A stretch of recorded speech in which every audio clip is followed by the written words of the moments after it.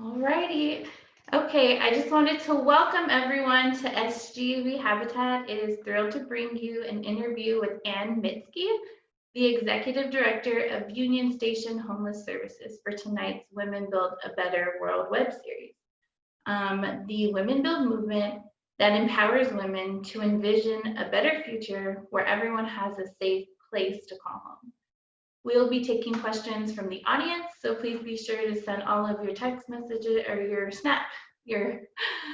messages or questions to Steve Gomez through our chat box. So tonight we'll have a wonderful addition to our program, guest interviewer Heather Woodbury. Heather Woodbury is a writer, performer, and activist communicator known for her unique novel-styled serial plays. Her award-winning solo and ensemble works are long-form episodic play cycles that meld the intimacy of live performance with a novel scope. Critically distinguished in the New York Times, the Chicago Sun-Times, and on NPR. Her serial performances aim to capture the pulse of people living their lives in the sweep of history and have seen multiple productions in the US and Europe. In addition to stage production, her works are published as novels and broadcasts, as radio plays and podcasts. In April of this year, 91 plus performing artists and activists launched a live on Zoom interpretation of Heather's 12-part serial As the Globe Warms, and raised donations and awareness for a dozen pandemic relief funds in the process. The ensemble of artists who hail from multiple cities and time zones across the US and UK delivered thrilling performances and are joined post-show for audience discussions with a stellar lineup of thinkers and activists. One highlight podcast host, Anne Jane Joyner, a real-life pastor's daughter turned climate activist, whose story uncannily mirrors that of Globe's heroine. Described by Oscar-nominated filmmaker Deborah Greenkin, Winterbone as American's tapestry. The intersecting lives in Globe's story mirror our current divisions and one-of-the-kind early lockdown performance and robust discussions and generated continues to make a space for open dialogue about this critical turning point in our lives. So without further ado, please take it away, Heather.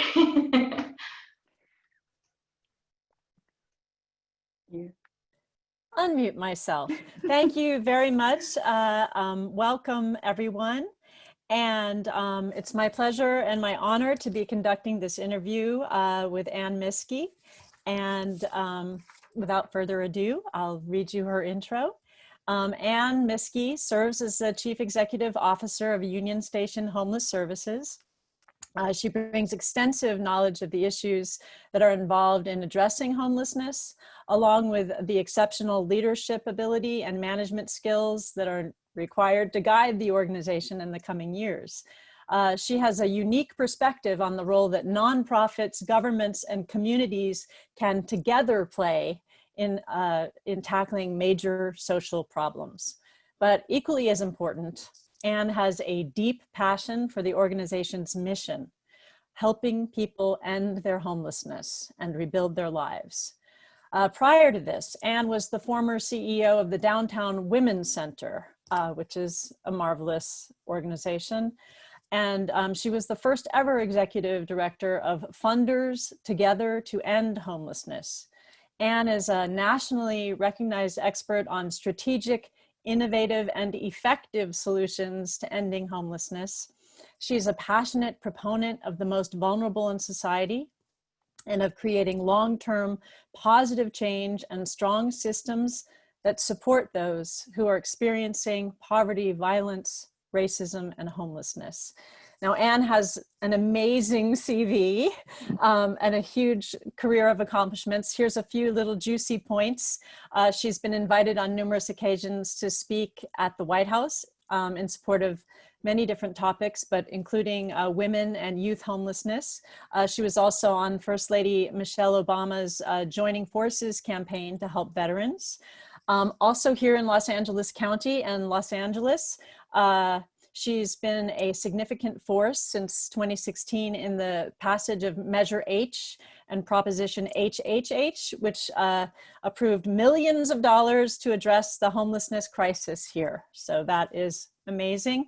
She's also on multiple steering committees that bring together many, many organizations that are all working on homelessness.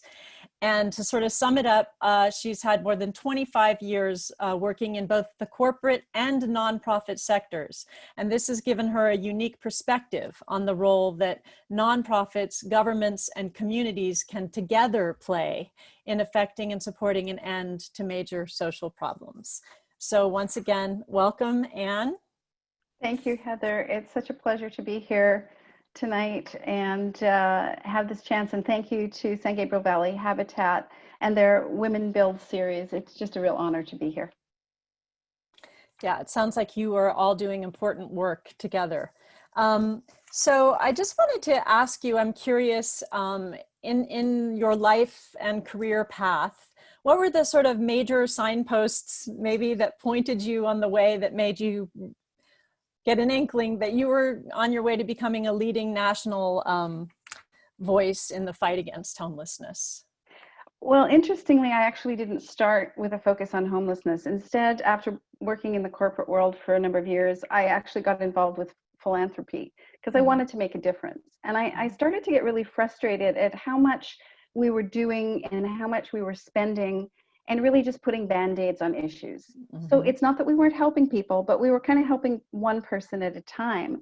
And I went, we're never going to get to the bottom of all of these issues if we just keep doing what we've always been doing. I really wanted us to take a look as a society, as a community, at how do we get to the bottom of these big issues. And then I got offered a job, and it was about looking at systems, looking at communities, looking at really the root causes of issues.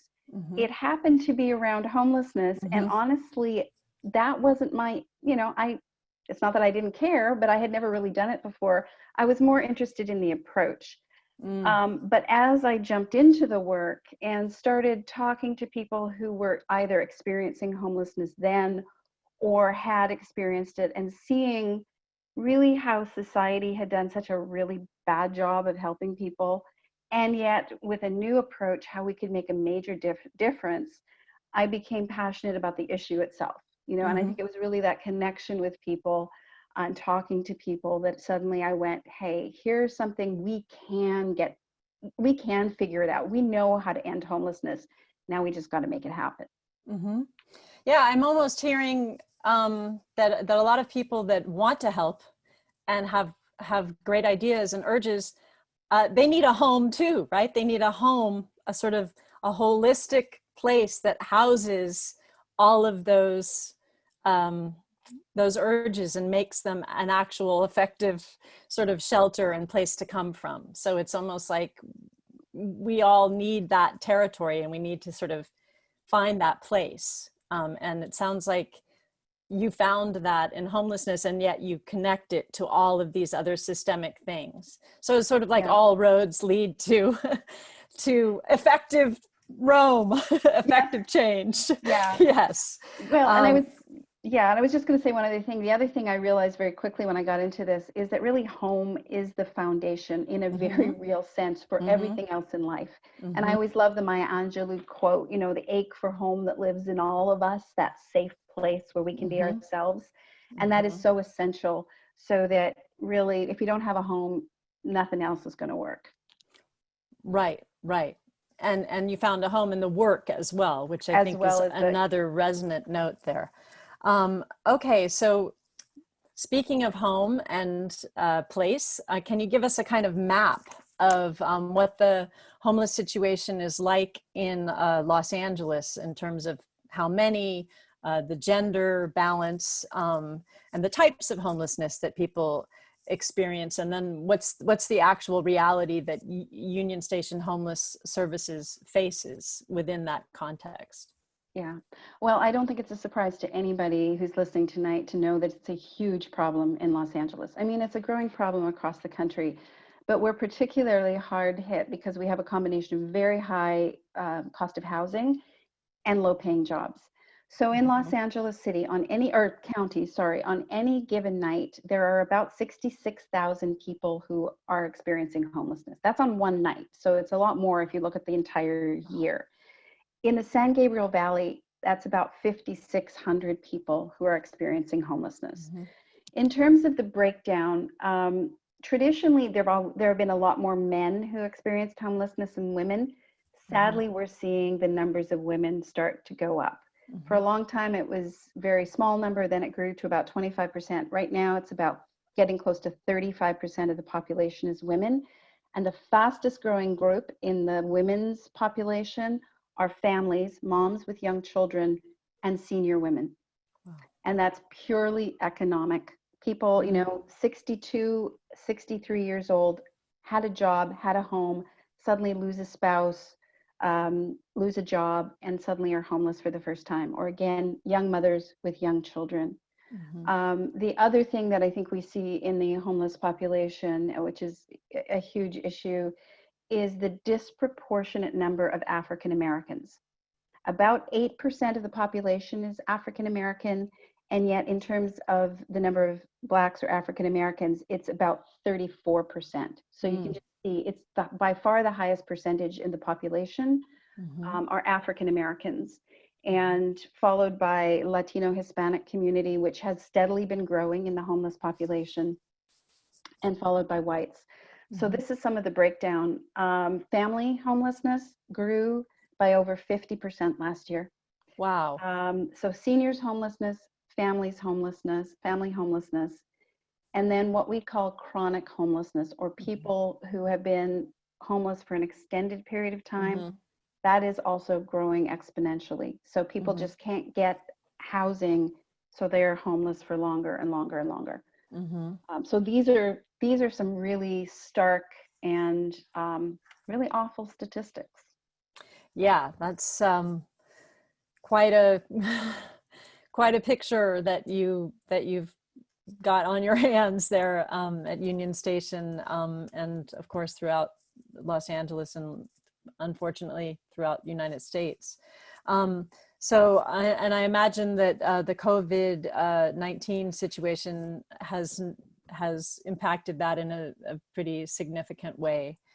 Could you talk about that and the population that you serve and how they've been impacted by COVID-19, in particular women, since you're so,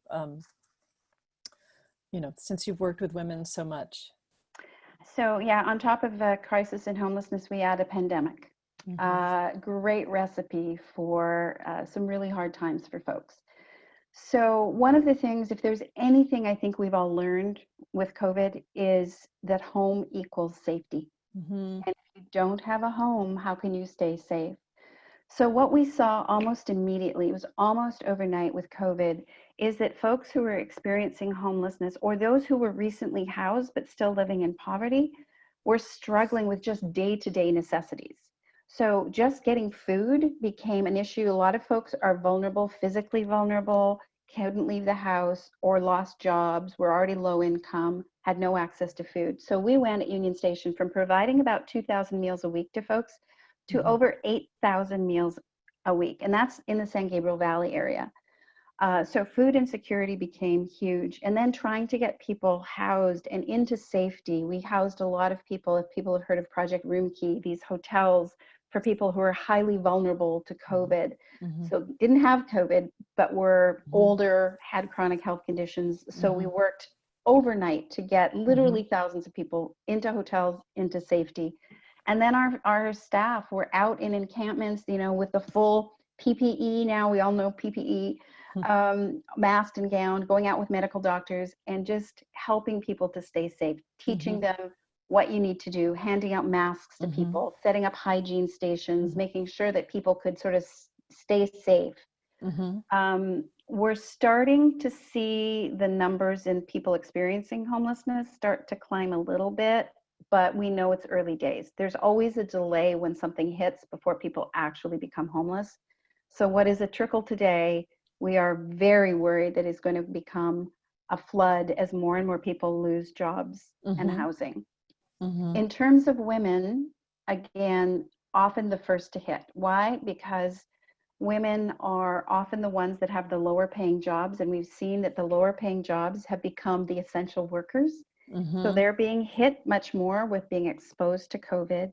Then you have so many moms and a lot of single moms in our world with young children who suddenly don't have daycare, don't have schools for their kids, are trying to keep a job and trying to manage children and become the caregiver at home. So women are being hit disproportionately to men. And then, of course, our African American folks are also being hit. I think we've heard that a third of cases in the United States have now hit the African American community. And again, that correlates to the homeless community. And yet 8% of the population is African American. So those two communities, women and our Black and African American brothers and sisters, are being hit disproportionately with this. Yes, if it hasn't been evident to the person before, it's incredibly evident now, this shocking, fairly unconscionable disparity. Let's talk about the partnership between the San Gabriel Habitat for Humanity and I think this very sort of wonderful and innovative idea of that you're working in partnership with Union Station Homeless Services and San Gabriel Habitat for Humanity are working in partnership in a project in Pasadena, which is kind of, I see it as a pilot project to create an accessory dwelling unit, which is in this case a back house. Oftentimes people call these back houses, and so you're kind of working together to build one of these. But I think it sounds like a brilliant idea because I think it would, it'd be a wonderful utilization of space that people already have in their homes, and it could be a really good kind of two-way street in terms of people having an additional dwelling unit built and people getting a place to live and perhaps and own a place to live, which is extraordinary. So can you tell us a little bit about it and why you felt like that would be a really good project to do together? And maybe you even have a story of an individual person that springs to mind. So, it's interesting. I think I've always loved and adored Habitat for Humanity. It's a phenomenal organization, but we've kind of gone separate paths. And I think what we're seeing more and more is that it is about working together to provide kind of a continuum of housing and services, because that's what a community is all about. So in this specific instance, the city of Pasadena, and kudos to them, a few years ago passed an ordinance that allowed people to build these accessory dwelling units or back houses or granny flats in their backyard. And if they were renting them to folks who were low income, they would get a break actually on building them. So adding value to their homes and doing this. Well, then the city of Pasadena actually purchased a home, and it was one of these Caltrans, if anybody knows about that, it's been sitting empty, and they purchased it, rehabbed it, and they partnered with Union Station to provide services. So they're going to put people who had experienced homelessness, women, as in this shared housing, and we're going to provide the services. But then they looked at the backyard and went, hey, there's this big backyard and we have this ordinance. So then Habitat Humanity came in, the expert builders. And so they're building this accessory dwelling unit. And so we're going to have, and whether it may be for a couple or a small family, or we're not sure yet, it's still happening. But it's a great opportunity to go, hey, we've got two organizations that are focused on really ending homelessness for people. So let's start working together. And I think what's so exciting for me is, to me, this is the start of a beautiful relationship. Because communities, again, are about a whole variety and continuum of housing. And I will say that in our world, generally, we haven't talked a lot about home ownership. We deal with people who are, extremely low income, people that have barriers and trauma, and just getting them into permanent supportive housing is our goal. But one experience that I had that I thought was very telling is, this one was when I was working in Skid Row.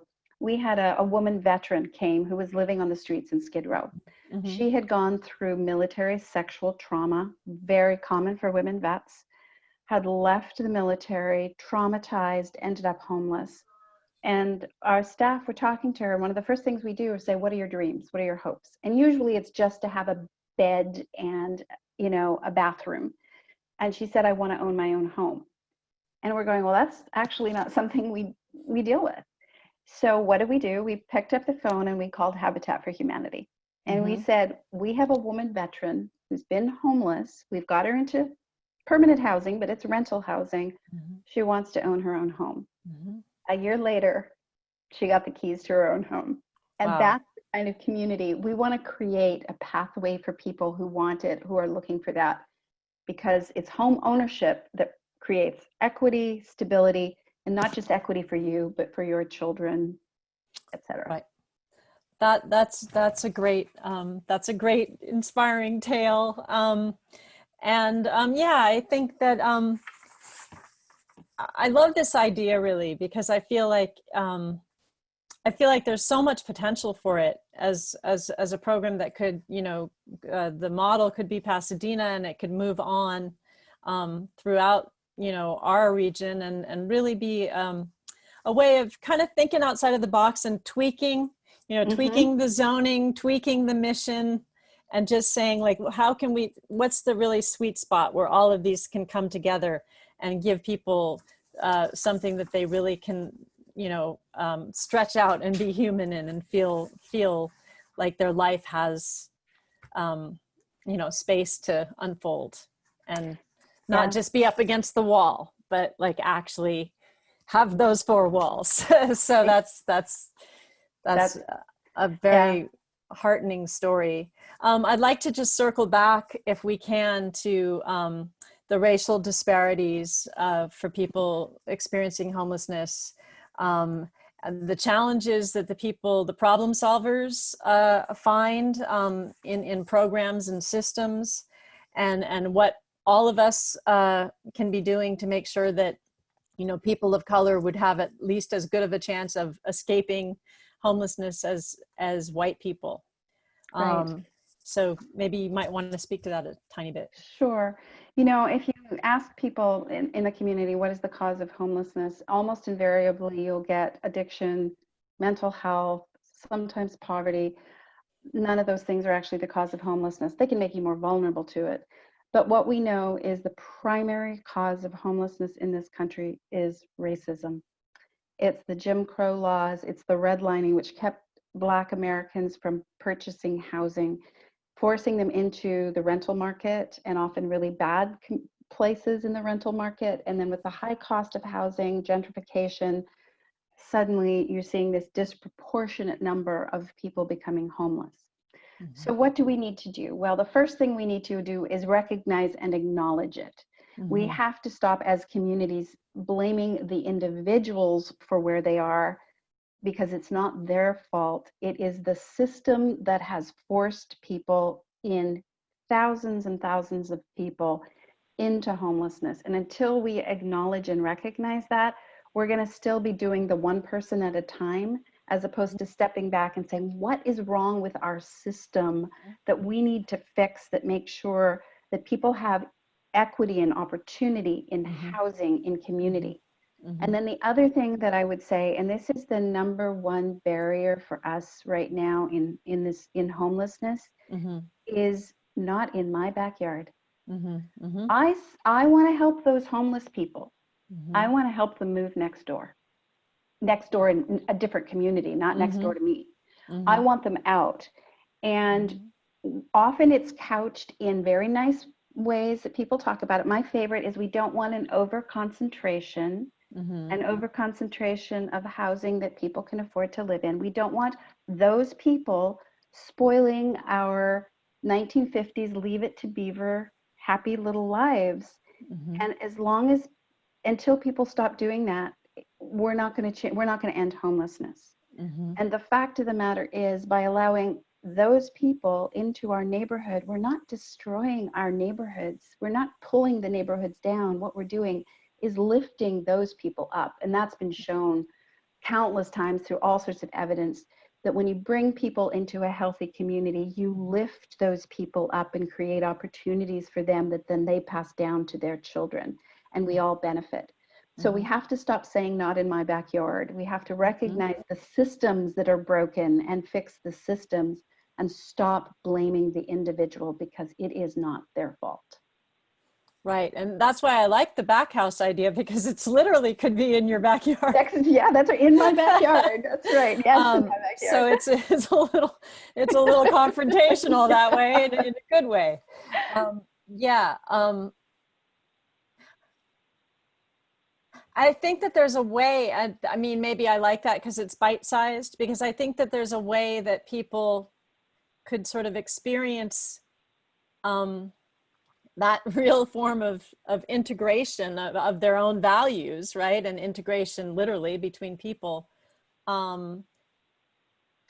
If there are ways of sort of letting people experience that, and bring that into their lives, I think that, you know, once people sort of realize that we're all people and get together in some kind of community stuff. I mean, oftentimes it is volunteering to help homeless people, and you realize we're all just human beings and we all have different stories, and you can't really be that afraid of a specific human being, you know. So as you sort of meet more people, I think that's one way for people to just get out of their own comfort zone and just be a part of.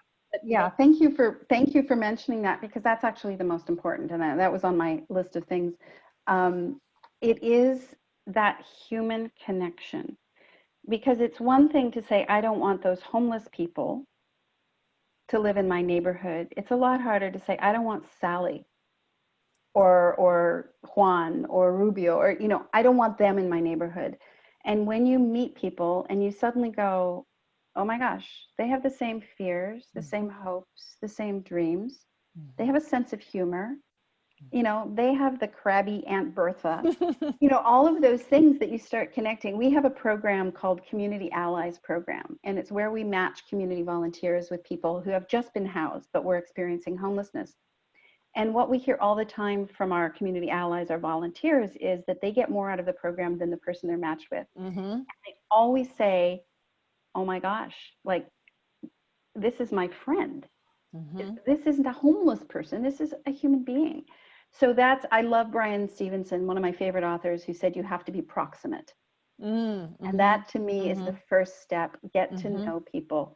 Come and volunteer, you know, by Habitat or with Union Station Homeless Services. Come in, meet people, sit down, talk to people. And it's a totally different view of homelessness once it becomes connected to a human being.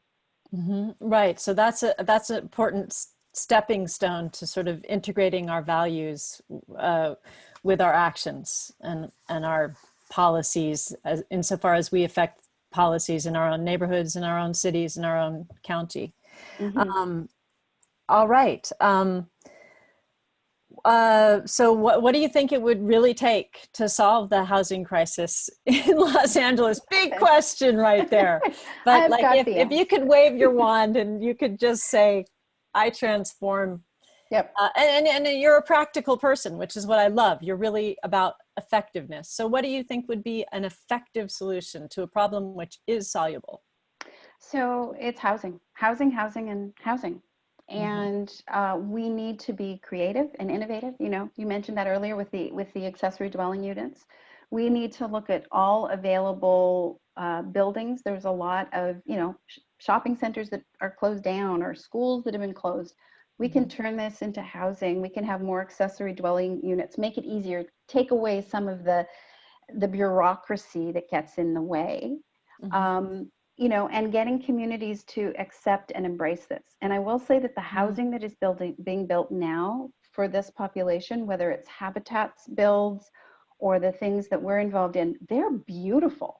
They're not what people think about, you know, the old housing, the projects.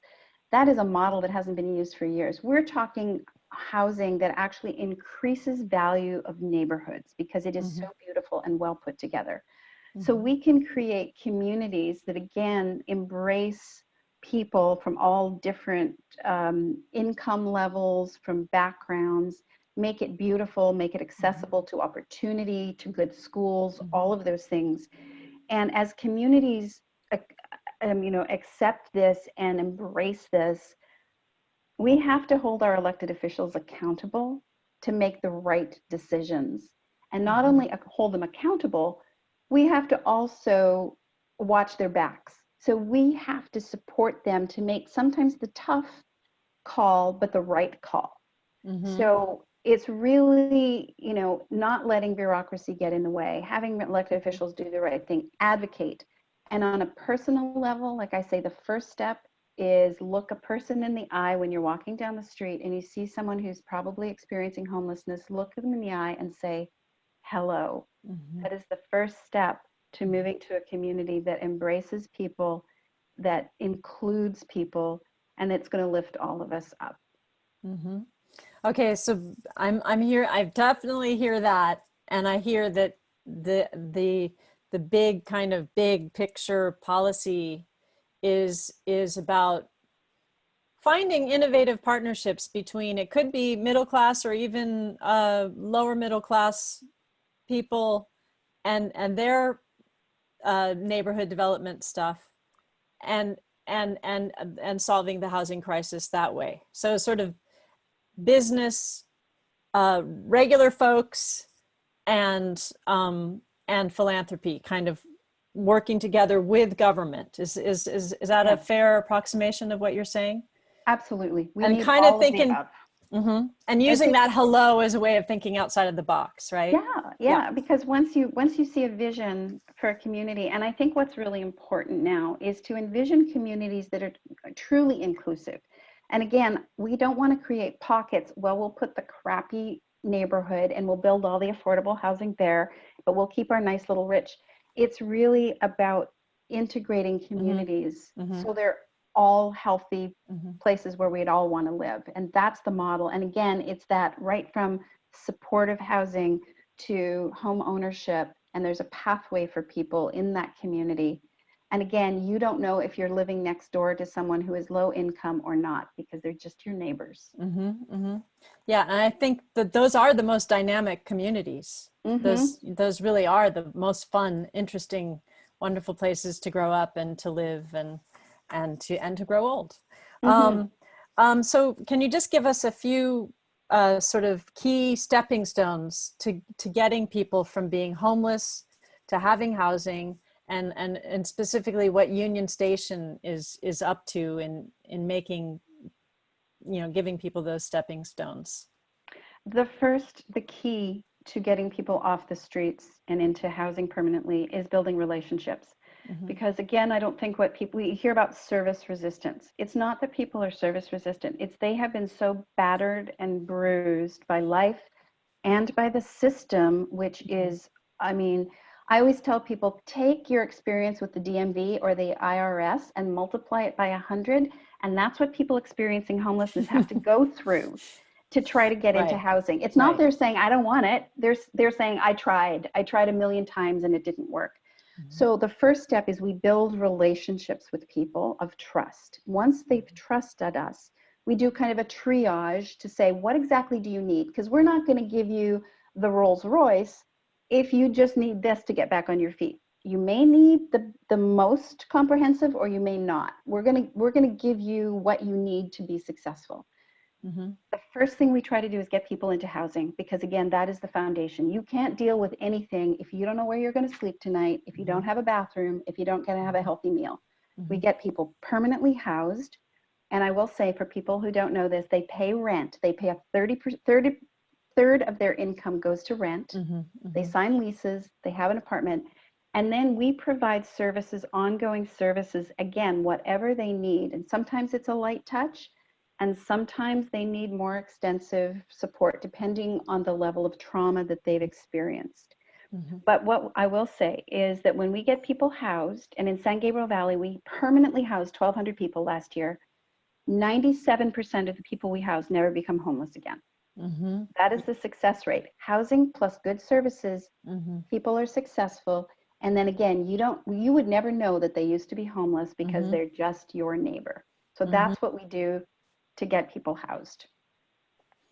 Right. So it's basically befriend, listen, and then in a certain way, you're letting them give you the stepping stones, I would say, or they have certain amount of agency and input in the stepping stones. And what you most need is the ability to provide those, to provide the services when they need them.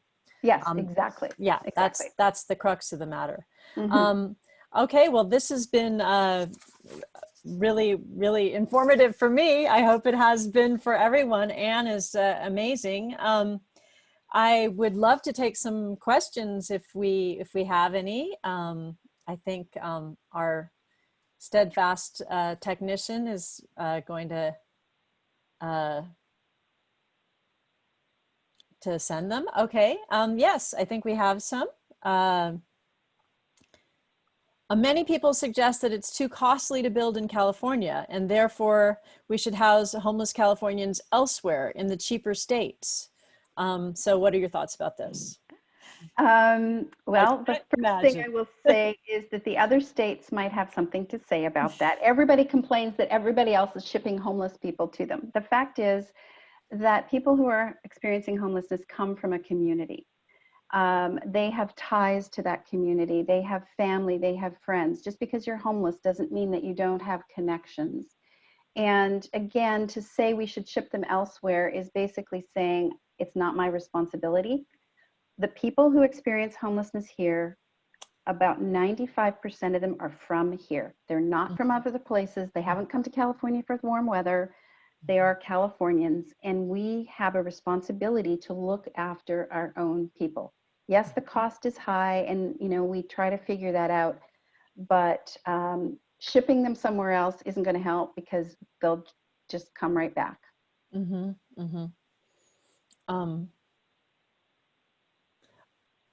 Yeah, this is a great question here, and so was the previous one, because I think that that's an important thing to think about. That we need to find a way to afford our own solution.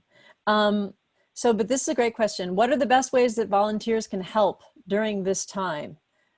Construction, mentorship, what are some good ways of signing on to the cause in this period? I think all of the above. I don't know how much construction is going on right now, but I would say always mentorship, that connection with people. We do a lot of Zoom connection, phone calls, people who would be very isolated. And so again, through our Community Allies program, we have a lot of that connection. Help with food, because food is, again, a big issue.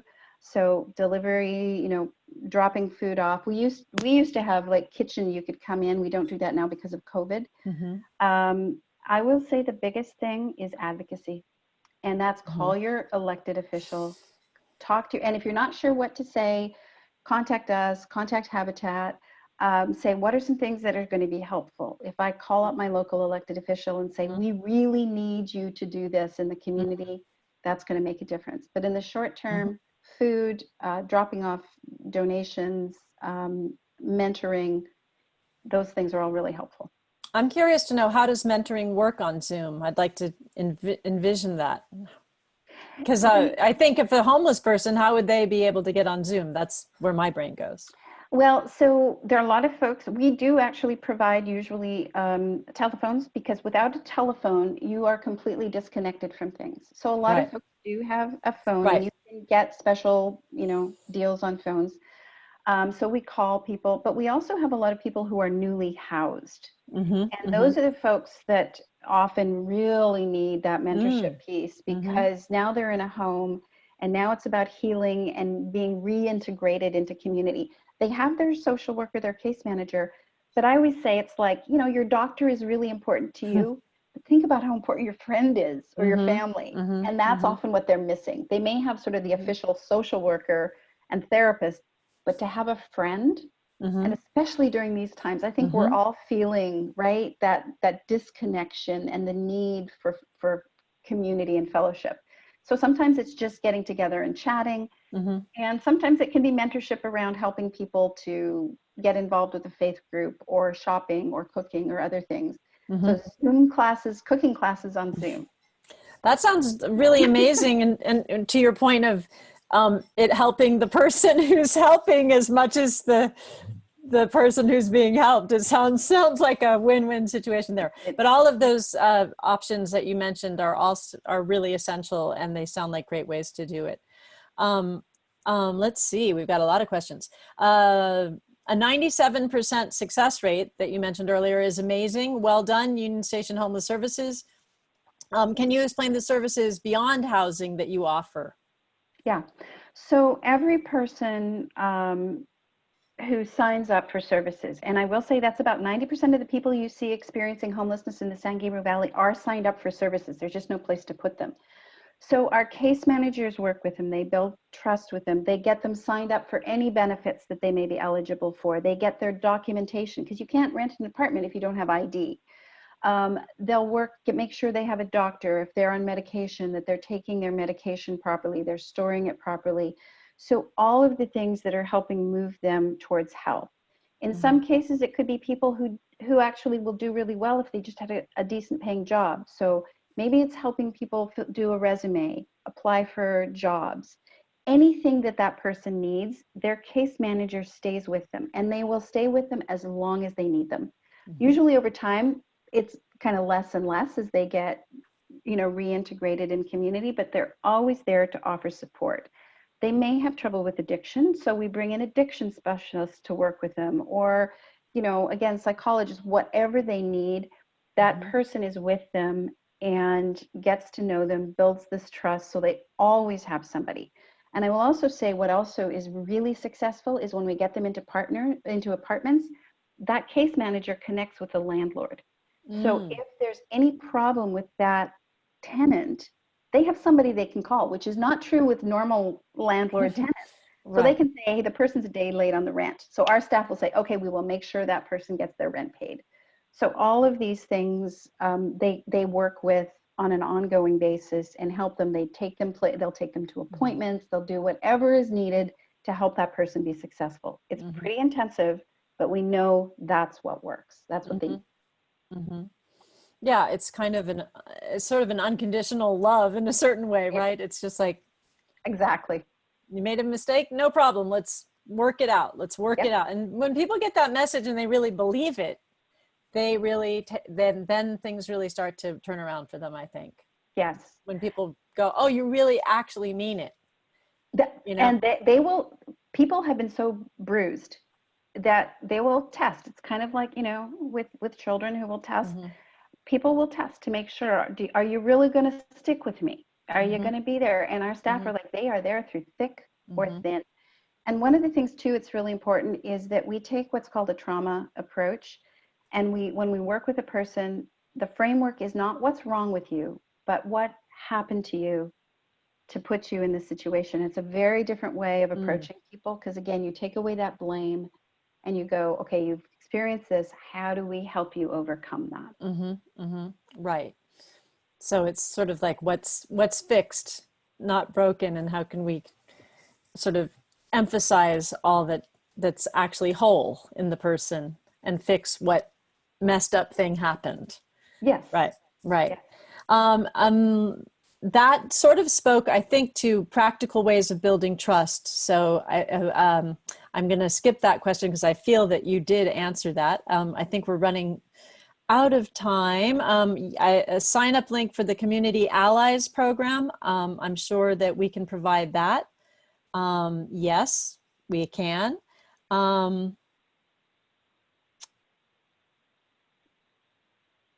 Okay, so there's a question about a law in place that prevents renters from being evicted from their apartment during the pandemic if they can't pay the rent. However, there's currently no rent forgiveness, so those renters are just becoming further in debt.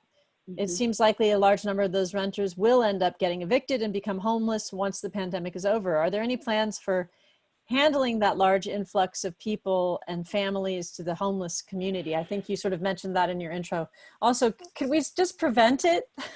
I know. That's my question. I know. Can we just say, no, let's go not in that direction. Let's use this to inform how to get the people in, how quickly we can act when we decide to.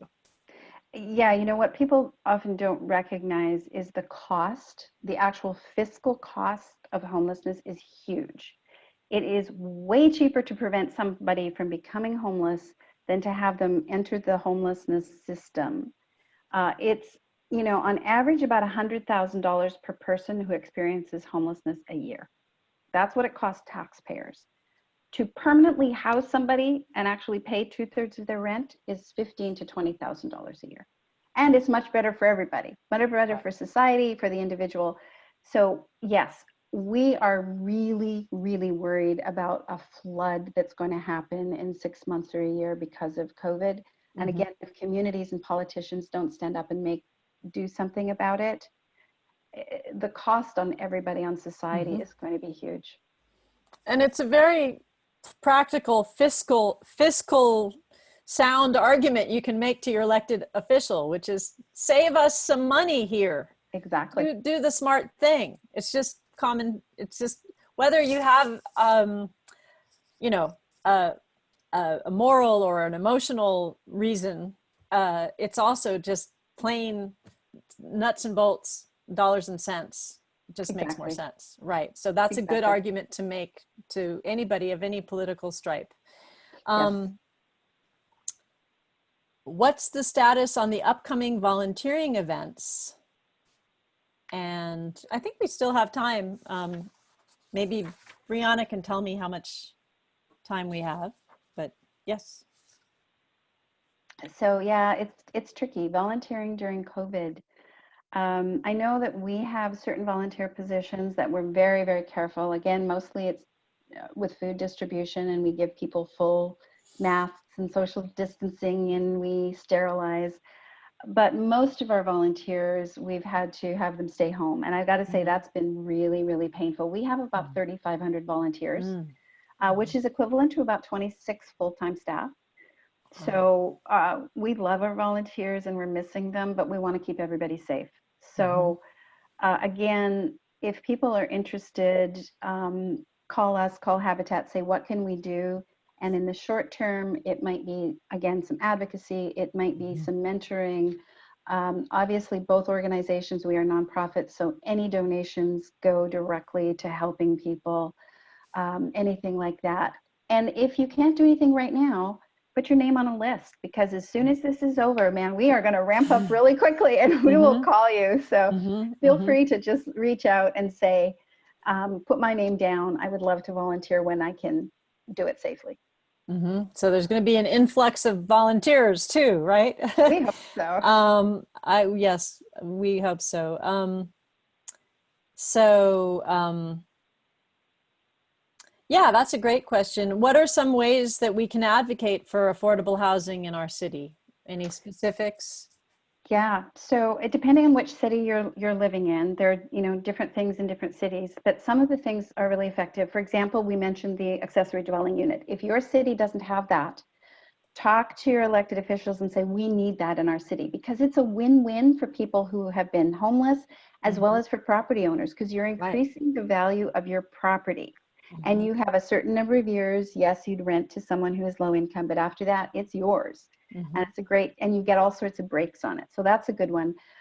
Something that's happening right now is a real call for faith groups to be able to build affordable housing on their properties. It's zoning change in cities, but it's another win-win, because a lot of faith groups have lost parishioners. They're suffering financially.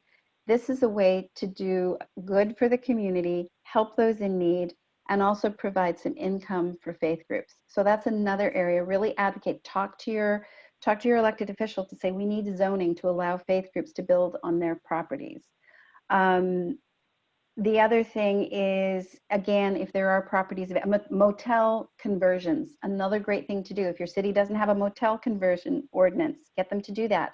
You can take old rundown, often, you know, pay by the hour motels, and convert them actually into beautiful housing for individuals. So those are 3 things you can do to increase housing in your community. Yeah, those are great things. Those are pretty specific. Okay, sounds like we're maybe have time for one more question, and then I think we're going to get a call to action from, I think Brianna is going to give us a call to action, or we're going to do our own call to action. Yeah, I think we're pretty much done with the questions here. So do you have any final thoughts that you'd like to share with us? You know, again, kind of what we talked about, I think it's really, truly, it's trite, but it is true. It is us all working together, and we can. Before the housing prices went up, we saw homelessness dropping all over the country. And again, people get permanently housed. We can do it. We know how to do it. It just takes the will in the community, elected officials. It's saying, yes, in my backyard, literally and figuratively in my backyard. And again, it's developing those kind of unique partnerships. And I got to tell you that Habitat and Union Station are going to partner, and watch out, San Gabriel Valley. Here we come, because we're taking no prisoners. We are going to get people housed. So I believe you. It's been such a pleasure. Heather, thank you. And thanks to Habitat for this opportunity. It's been wonderful.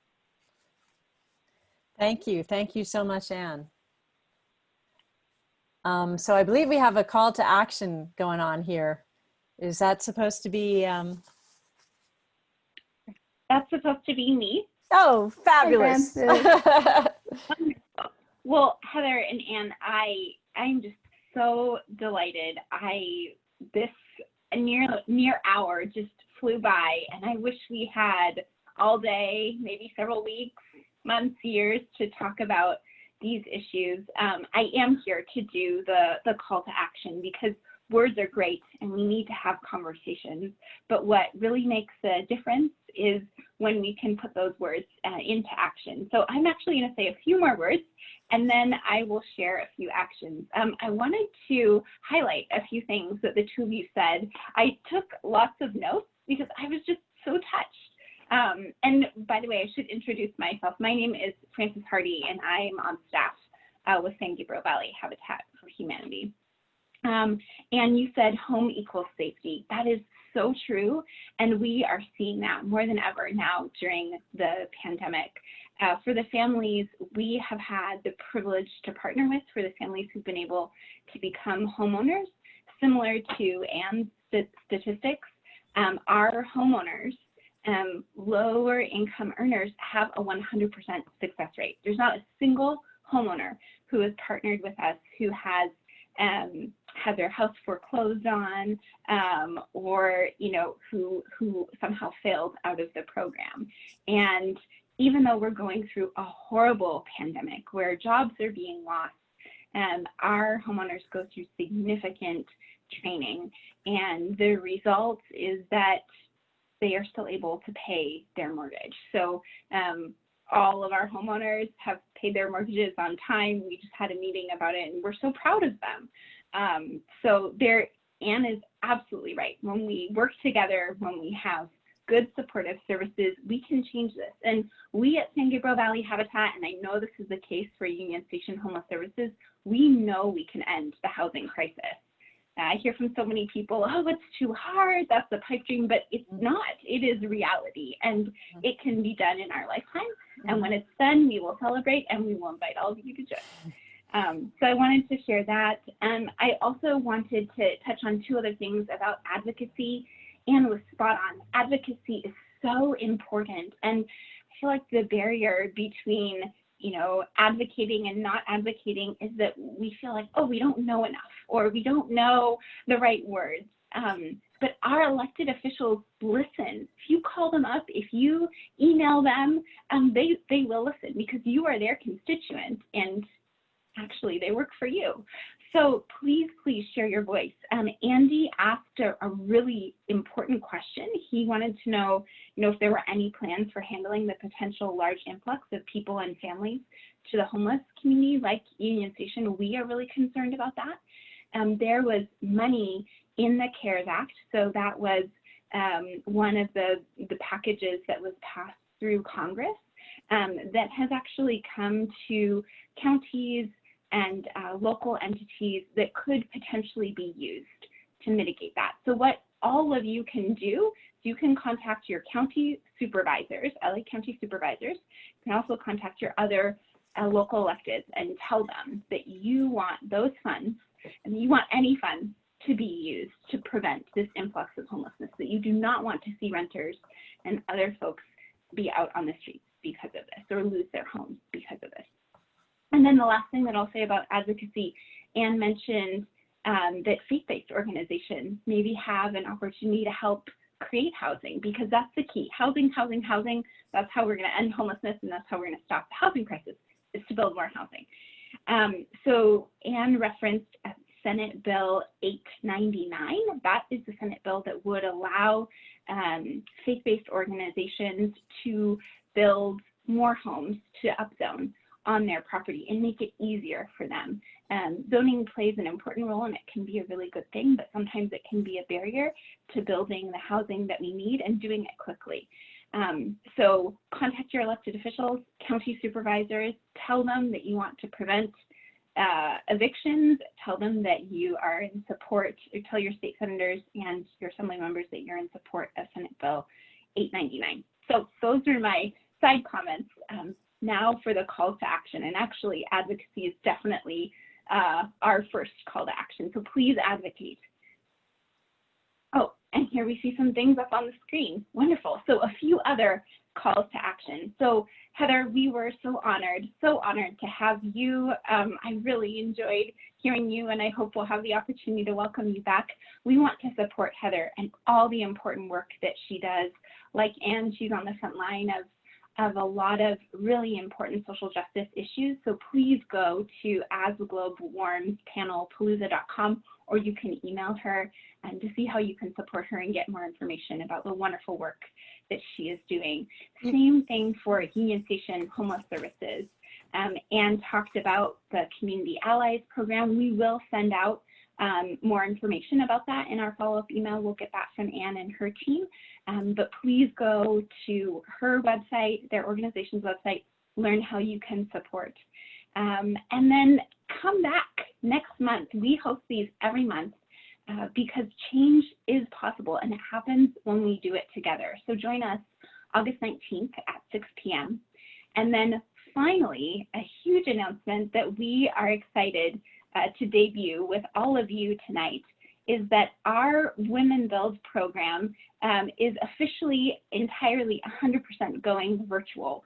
We will continue these webinars, but typically we have 2 big days of building, where last year women framed 2 houses in 2 days. It was very, very impressive, and they're actually families successfully living in those houses today, but it's just not safe for 200 or hundreds of us to be out on the build site, but we can still make an impact, and we can do it online. So we want you to join all of us. Bring a friend, bring a family member, bring all your sisters and your coworkers, and you can do it safely from a distance from your computer. Saturday, October 3rd. We will be sending out more information, and we will talk more about it at our next Women Build a Better World webinar series. So thank you again for joining us, and remember that together we are stronger, and together we can end the housing crisis. Take care. Thank you. Thanks. Bye. Thank you, Heather. Thank you, Francis.